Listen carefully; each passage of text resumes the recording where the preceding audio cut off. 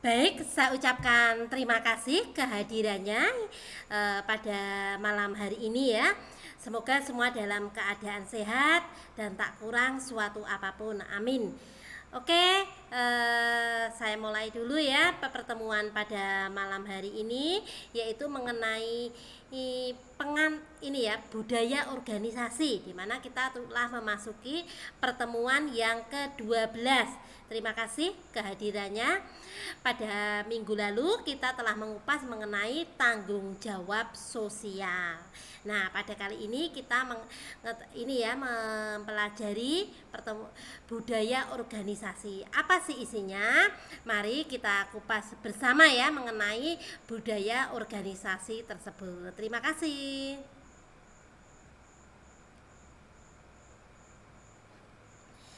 Baik, saya mulai materinya ya mengenai budaya organisasi pada malam hari ini. Yang pertama kita kupas bersama ya. Sebelum saya mulai, saya persilahkan berdoa sesuai dengan kepercayaannya masing-masing ya. Semoga pada malam hari ini kita dalam pertemuan virtual ini semua dalam keadaan sehat, bahagia dan tak kurang suatu apapun. Amin. Nah, mungkin sudah tidak asing ya dengar kata budaya organisasi. Nah, budaya mungkin kalian sudah pernah dengar juga kata dari budaya ini adalah tidak hanya mengacu pada adat istiadat dan kebudayaan, di mana di sini ini adalah di suatu wilayah Indonesia, tetapi ciri khas pada organisasi. Ciri khas tersebut adalah bisa dikatakan sebagai budaya organisasi. Maka di sini budaya itu adalah seperangkat pemahaman penting yang berkembang yang diyakini diterapkan pada suatu kelompok, kemudian organisasi ya. Suatu kelompok ini dalam berbagai latar belakang, berbeda dengan ini ya, berbeda bersatu, tetapi di sini ada bekerja sama untuk mencapai tujuan bersama. Oke, saya buka dulu kenapa kita mempelajari budaya organisasi tersebut ya. Tujuan dari mata kuliah ini ya, dari pembelajaran mata kuliah ini, kenapa kita mempelajari budaya organisasi. Nah, yang pertama kita adalah mengetahui definisi ya, definisi dari organisasi tersebut ya, definisi budaya ya. Nah, kemudian setelah definisi ya, kita mempelajari apa lagi yang kita pelajari. Nah, kita yaitu mempelajari ini proses, di mana ada proses penciptaan budaya, karakteristik, kemudian ada ini ya, budaya terutama budaya organisasi ya. Kemudian ada karakteristik dari budaya itu sendiri, kemudian ada fungsi budaya organisasi, kemudian ada model di mana budaya organisasi tersebut. Nah, yaitu kenapa? Karena kita harus mampu memahami, menganalisis budaya organisasi dan elemen-elemen organisasi yang berpengaruh terhadap organisasi tersebut. Oke, saya lanjutkan mengenai materi kita. Kita mengenai ini ya, budaya organisasi. Ada beberapa pendapat, ini saya ungkapkan dari pendapatnya ini Robin pada tahun 98 ya, dimana Robin mengukakan adanya persepsi. Persepsi apa? Yaitu persepsi bersama, kemudian dianut oleh anggota organisasi pada suatu sistem. Nah, dari sinilah ada makna. Makna apa? Makna bersama dengan sistem tersebut merupakan seperangkat karakteristik yang utama dan dihargai di dalam organisasi tersebut. Oke, saya lanjutkan mengenai materi kita ya.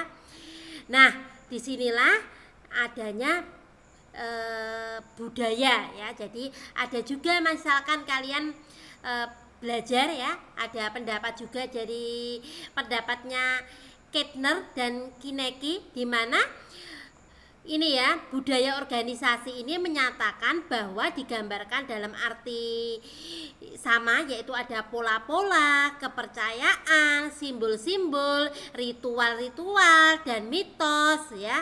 Kemudian di sini berkembang pada waktu ke waktu, berfungsi sebagai perangkat yang menyatukan organisasi.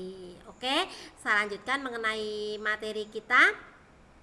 Jadi di sini budaya organisasi ini merupakan nilai norma yang dinyatakan dalam sebuah organisasi yang terkait dengan lingkungan di mana organisasi tersebut menjalankan kegiatannya.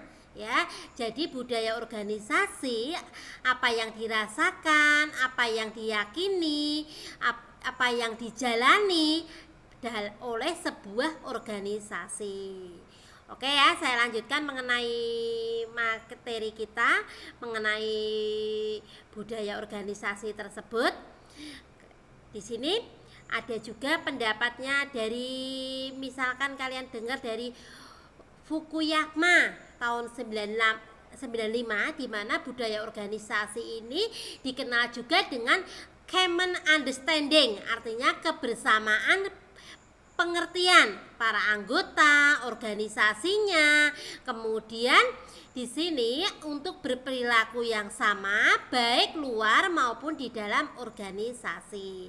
Sebagai contoh apa? Ini ya. Sebagai contoh saya contohkan di sini ini ya, adanya budaya organisasi di dalam Garuda Indonesia.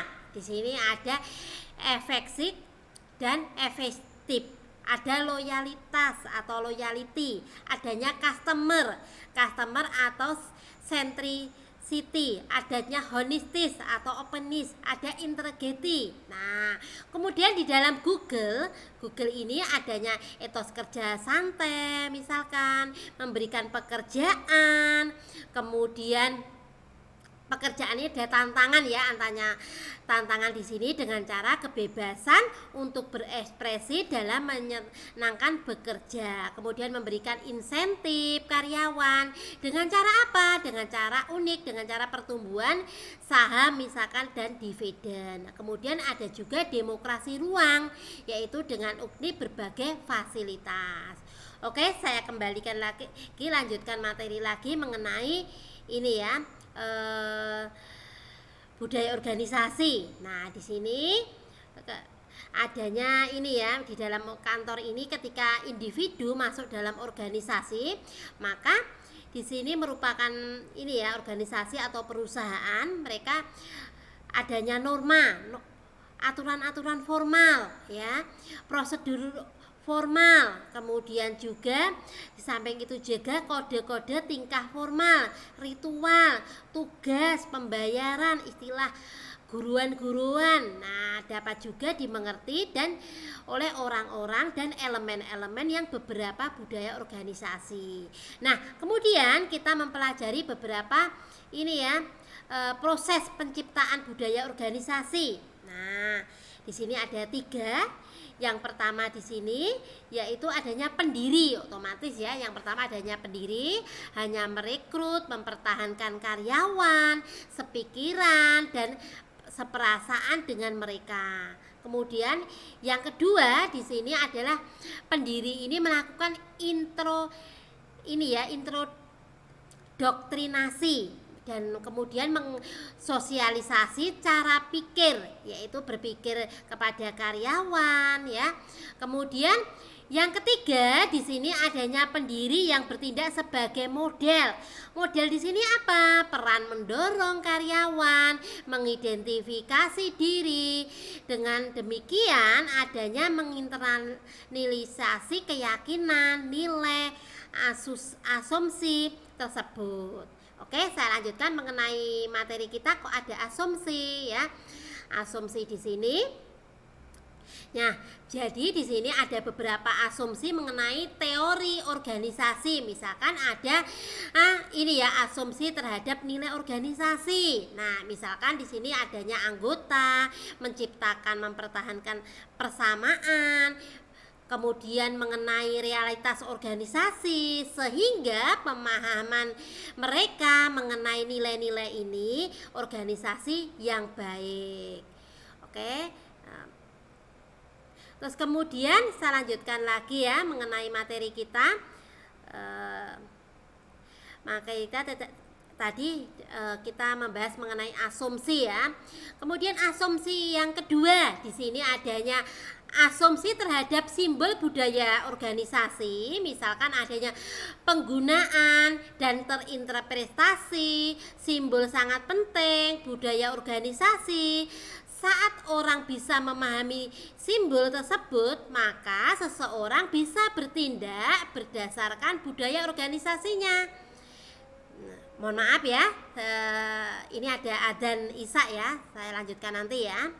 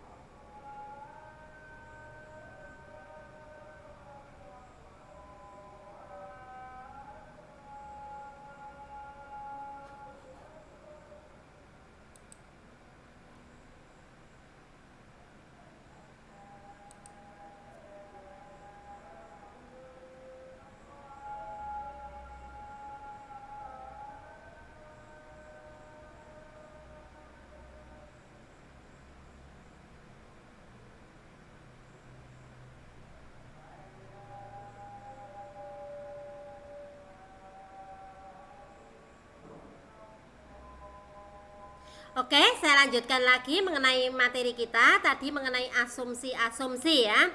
Asumsi-asumsi di sini maksudnya di sini tadi saya jelaskan mengenai asumsi yang pertama tadi adalah asumsi simbol budaya organisasi.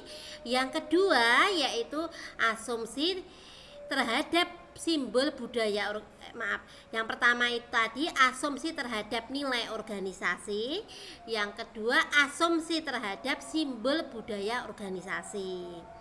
Kemudian yang ketiga ada asumsi terhadap yang bervariasi ya.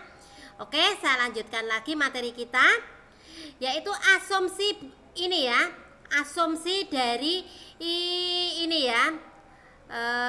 Yang pertama asumsi dari terhadap nilai organisasi, di mana organisasi menciptakan, mempertahankan persamaan persamaan yang sama mengenai realitas organisasi, sehingga adanya persamaan mengenai nilai-nilai organisasi yang lebih baik. Oke. Kemudian ada asumsi teori budaya, di mana di sini organisasi mengacu nilai organisasi yang merupakan standar dan prinsip-prinsip terhadap dalam sebuah budaya. Kemudian asumsi yang kedua yaitu asumsi terhadap simbol, yaitu simbol budaya organisasi, di mana penggunaan interpretasi simbol sangat penting ya. Dan dalam budaya organisasi ini, saat orang bisa memahami simbol tersebut, maka seseorang bisa bertindak berdasarkan budaya organisasinya. Kemudian asumsi yang ketiga di mana adanya asumsi terhadap budaya bervariasi, di mana setiap perusahaan pasti memiliki budaya organisasi bervariasi ya, terinterpretasi, tindakan juga beragam. Karena apa? Karena setiap organisasi memiliki budaya yang berbeda-beda. Setiap individu dalam organisasi tersebut juga menafsirkan budaya organisasinya secara berbeda. Tapi perbedaan budaya dalam organisasi justru melakukan kekuatan organisasi tersebut. Oke ya. Kita sudah masuk ke proses penciptaan budaya organisasi. Saya lanjutkan mengenai karakteristik. Nah, karakteristik budaya organisasi di sini sudah saya tuliskan ya, di mana di sini ada 7 ya, di mana ada karakteristik organisasi ini ada 7. Yang pertama yaitu adanya inovasi. Inovasi itu apa? Inovasi ini adalah inovasi mengambil resiko ya. Inovasi yang mengambil resiko, tindakan melakukan inovasi yang berani, mengambil mengambil resiko dalam proses inovasi tersebut. Nah, di sini inovasi mengambil resiko ini maksudnya budaya organisasi memiliki karakteristik mendorong anggotanya, karyawannya lebih inovatif dan berani mengambil resiko. Karena apa? Setiap anggota organisasi memiliki tingkat tanggung jawab yang tinggi, bebas dan bekerja, dan memiliki banyak peluang inisiatif dalam organisasi. Jadi sehingga perlu didorong juga melakukan inovasi. Di sisi lain, seluruh anggota juga harus lebih berani mengambil risiko ketika berinovasi ya. Kemudian inovasi ini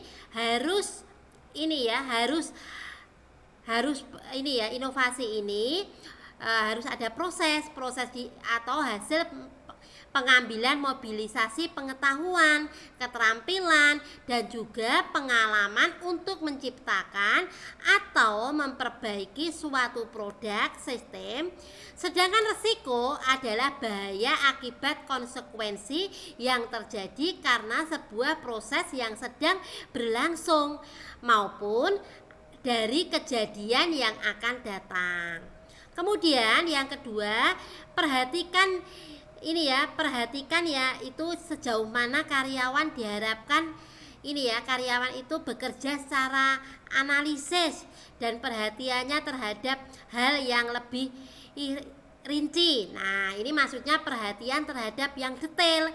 Maksudnya ini budaya organisasi memiliki karakteristik ya. Jadi perhatiannya berupa lebih detail mengenai sejauh mana anggota diharapkan menjalankan presensi, analisis, dan perhatian hal-hal yang detail.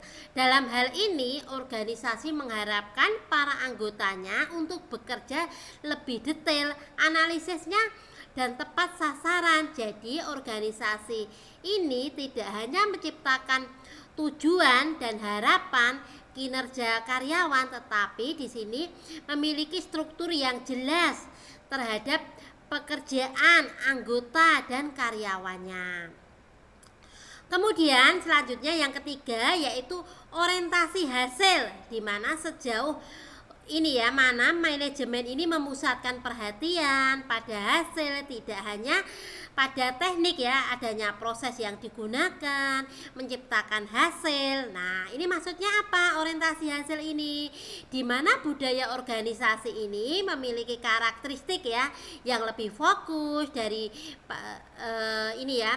lebih fokus pada hasil teknik ya, dan proses mencapai hasil maksudnya ini perusahaan atau organisasi lebih berorientasi pada hasilnya pencapaian target karyawan. Nah, orientasinya bagaimana? Orientasi ini pada hasil ini adalah kemampuan mempertahankan komitmen ya. Jadi pribadi yang tinggi untuk menyelesaikan tugas yang diandalkan, kemudian tanggung jawab dan mampu mengidentifikasi risiko yang sistematis, sehingga perlu memahami hubungannya perencanaan dan juga hasil mencapai keberhasilan organisasi. Kemudian yang keempat, adanya orientasi orang, di mana sejauh mana ini manajemen memperhatikan efek ya hasil pada orang-orang dalam organisasi tersebut. Maksudnya, karakteristik budaya organisasi ini adalah ini ya, organisasi yang memberikan fokus terbesarnya pada anggota karyawan, karena anggota organisasi atau karyawan perusahaan adalah aset terbesarnya.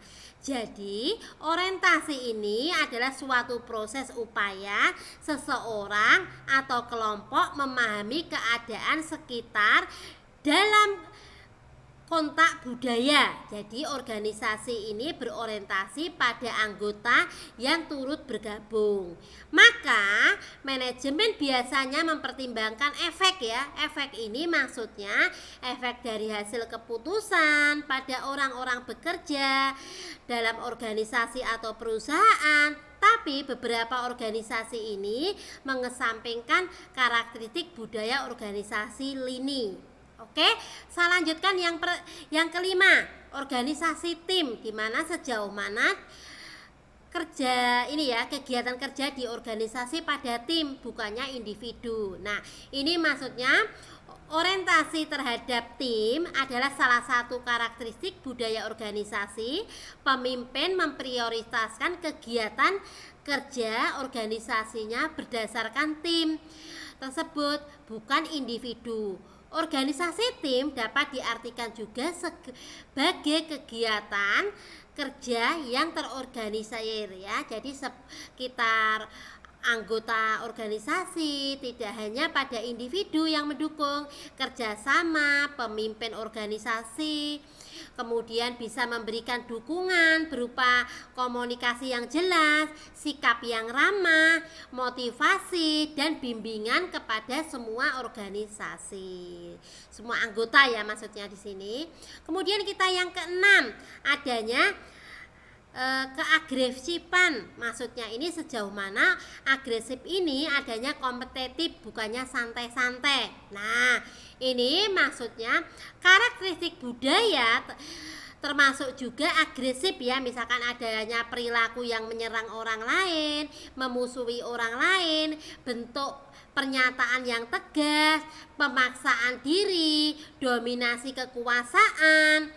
Dalam budaya organisasi, adanya agresivitas ini suatu kondisi di mana setiap anggotanya cenderung yang lebih komprehensif dan agresif. Jadi karakteristik budaya organisasi ini bisa diartikan adanya toleransi konflik ya. Jadi budaya organisasi ini yang lebih kuat mampu menyelesaikan permasalahan atau konflik internal dengan baik, sebab organisasi tersebut memiliki toleransi terhadap konflik yang sangat tinggi.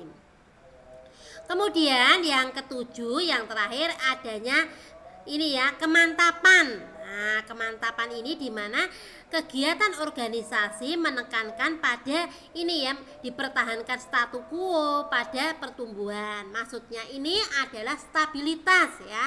Stabilitas ini adalah ini ya, stabilitas ini maksudnya apa? Stabilitas ini adalah kemampuan yang dimiliki organisasi, populasi, komunitas, ekosistem untuk menghidupi dirinya sendiri atau meredam sejumlah gangguan maupun tekanan dari luar.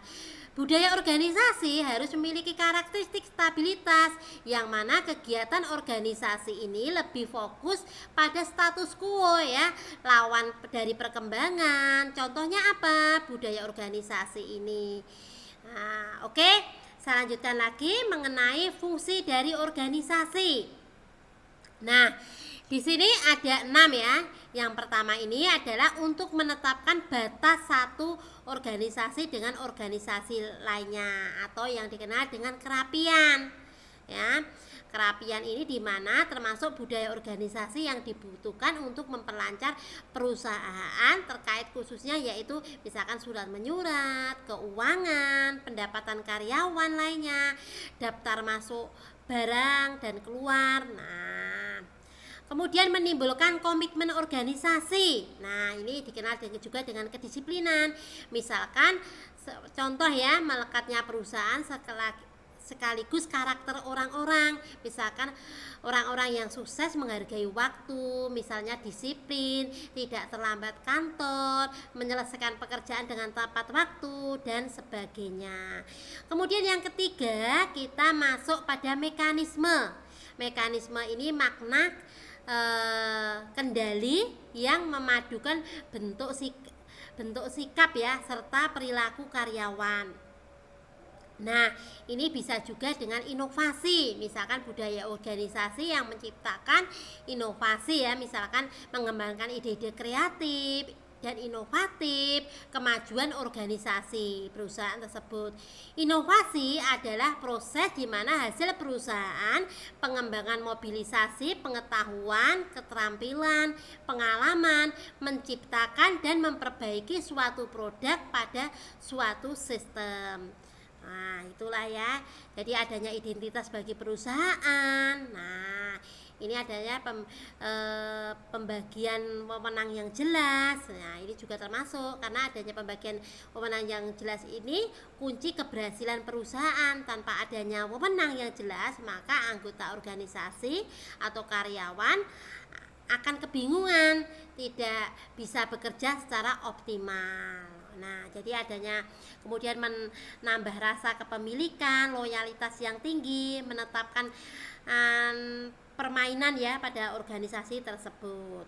Oke, saya lanjutkan lagi mengenai budaya dominan. Nah, budaya dominan itu apa? Budaya dominan itu otomatis ya, namanya dominan berarti yang menonjol ya. Jadi di sini mengungkapkan nilai-nilai inti dari bersama mayoritasnya. Jika organisasi tersebut ada variabel-variabel yang signifikan dan tidak, maka adanya keseragaman ya. Nah, oke, saya lanjutkan lagi mengenai pengaruh ya, pengaruh dari budaya ini ya, pengaruh budaya dan pengaruh terhadap organisasi. Nah, ini ada 3, di mana adanya budaya yang kuat dengan yang lemah. Kemudian ada budaya dan formalisasi. Kemudian ada budaya dengan organisasi dan budaya nasional. Nah, oke, kita pelajari bersama ya. Nah, kita masuk dari ini ya, budaya kuat dan yang lemah, di mana di sini kita adanya ini ya, dampak.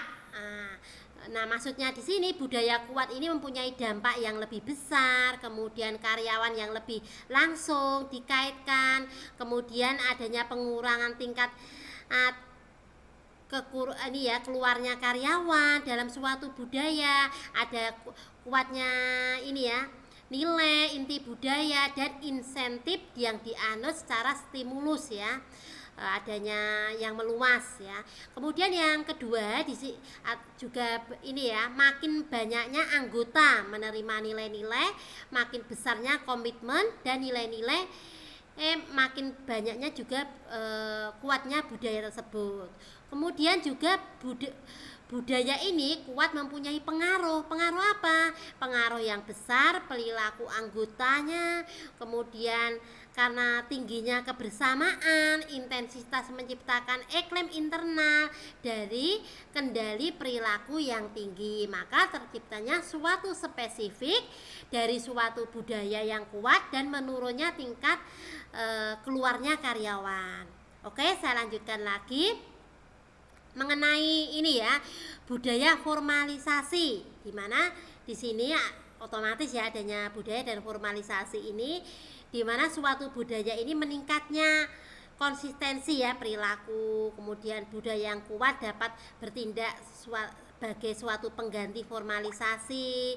Kemudian formalisasi di sini dalam organisasi menciptakan ketertiban. Ketertiban ini adanya konsistensi suatu budaya, menciptakan tujuan akhir tanpa perlu adanya dokumentasi tertulis. Kemudian oleh karena itu seharusnya memandang formalisasi ini, budaya ini ada dua jalan, yaitu yang berlainan tetapi menuju tujuan yang sama. Jadi makin kuatnya budaya, makin kurangnya manajemen, perlu mempertahankan pengembangan aturan dan pengembangan formal untuk memadu perilaku karyawan. Panduan inilah yang diinternalisasi dalam diri karyawan ketika mereka menerima budaya organisasi. Kemudian saya lanjutkan lagi mengenai ini, budaya organisasi dengan budaya internasional, budaya nasional ya. Jadi di mana riset ini menunjukkan bahwa budaya nasional mempunyai dampak lebih besar para karyawannya dari organisasi mereka. Nah, sebagai contoh apa? Sebagai contoh budaya Jepang ya, terhadap ini ya, budaya Jepang ini sangat kuat ya terhadap disiplinan ini ya. Sangat kuat membentuk budaya perusahaan. Misalkan budaya perusahaan Mazda, karyawan Jepang menolak nilai budaya tipe Freud. Kesimpulannya di sini, di mana budaya nasional ini lebih berpengaruh pada budaya organisasi terhadap pemahaman perilaku orang di tempat kerja. Oke, saya lanjutkan mengenai model ya. Model di mana ada model budaya organisasi atau dikenal dengan OKAI. OKAI itu organisasi kultur assessment instrument ya. Ada hierarki kultur, ada market kultur, ada ken kultur, ada kultur. Nah, hierarki kultur ini di mana adanya budaya jenisnya hierarki ya. Jadi hierarki ini artinya didasarkan struktur, adanya manajemen yang memastikan adanya pekerjaan dan prediktabilitas. Nah, di sini lingkungan di hierarki kultur ini lingkungan yang kerjanya formal dan juga ada pengendaliannya ketat, kepemimpinannya didasarkan koordinasi, pemantauannya terorganisasi dengan budaya, menekankan efisiensi dan prediktabilitas. Kemudian yang selanjutnya kepemimpinan di sini adanya nilainya dari kebudayaan yang hierarki, adanya konsistensi dan keseragaman. Kemudian di sini adanya sukses ya, di dalam hierarki ini sukses dalam konteks organisasi ini mengadopsi kebudayaan hierarki adalah adanya perencanaan atau planning ya yang andal, adanya kualitas dan layanan yang tinggi, adanya pengiriman yang tepat waktu, biaya operasional yang rendah ya. Kemudian adanya manajemen memastikan kepastian pekerjaan dan prediktabilitas. Oke, saya lanjutkan yang kedua mengenai market ya. Market kultur ya. Market kultur ini di mana market kultur ini ya, ada market kultur ini di mana budaya ini dibangun atas dasar ini ya, dinamika persaingan dan pencapaian hasil yang nyata.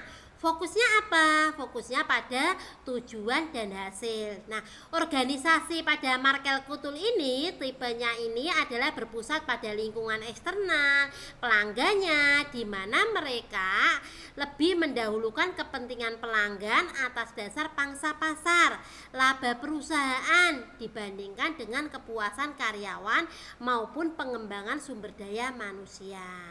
Nah, tujuannya ini bersama adalah dalam organisasi ini adanya berkebudayaan adalah meraih keuntungan ya. Keuntungan di sini mendapatkan pangsa pasar, mengalahkan pesaingnya. Nah, suksesnya apa? Suksesnya dalam konteks market kultur ini adalah konteks ini berkarakteristik kebudayaan pasar adalah mendapatkan pangsa pasar dan menjadi pemimpin pasar ya, atau dikenal dengan market leader. Oke, saya lanjutkan yang ketiga mengenai clan kultur. Nah, clan kultur ini dalam organisasi kebudayaan ini setiap anggota dalam organisasi memiliki ini rasa kebersamaan, kekeluargaan. Nah, jadi para pemimpin atau pemimpin organisasi sebagai mentor, bahkan sebagai figur seorang ayah, bertindak sebagai kepala keluarga. Tipe kebudayaan ini apa? Tipe kebudayaan ini, klien ini adalah organisasi keluarga perusahaan mencapai mufakat dan komitmen ya melalui keterlibatan dan komunikasi antar anggota. Kemudian, klien kultur ini mempunyai sukses dalam konteks kebudayaan dan memenuhi kebutuhan di sini maksudnya kebutuhan pelanggan ya dan kepedulian terhadap masyarakat. Oke, saya lanjutkan yang terakhir mengenai edukasi edukasi kultur, di mana budaya ini adalah jenis yang didasarkan ada energi dan kreativitas. Contohnya apa? Google dan Facebook ya. Jadi anggota organisasi dan karyawan ini didorong mengambil risiko, bereksperimen dan berpikir di luar kebiasaan menyelesaikan sesuatu. Jadi di sini para pemimpin di sini atau pemimpin organisasi ini dianggap inovator dan pengusaha entrepreneur. Kemudian kebudayaan edukasi ini mendorong untuk mendorong organisasi atau perusahaan untuk berkembang dengan menciptakan apa? Menciptakan produk-produk baru dan layanan yang inovatif dan cepat menanggapi perubahan pasar. Nah, kemudian di sini sukses konteks kebudayaan ini memiliki produk ya, layanan baru yang menjadi pelopor sesuatu yang baru. Oke ya, itu tadi mengenai budaya organisasi, pertemuan yang ke-12 ya. Oke ya, saya rasa cukup ya pertemuan hari ini ya. Oke, saya pribadi mengucapkan terima kasih yang sudah hadir pada malam hari ini. Tetap semangat ya. Nah, intinya tadi sudah tahu ya mengenai budaya organisasi.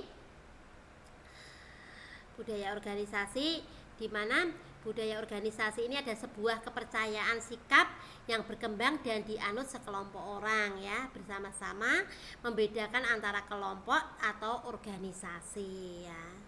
Oke ya.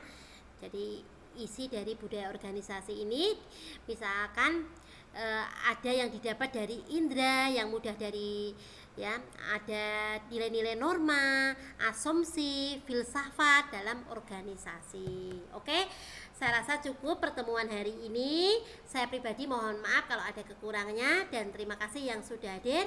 Wassalamualaikum warahmatullahi wabarakatuh. Alhamdulillah ya, pertemuan ke-12 sudah selesai. Terima kasih.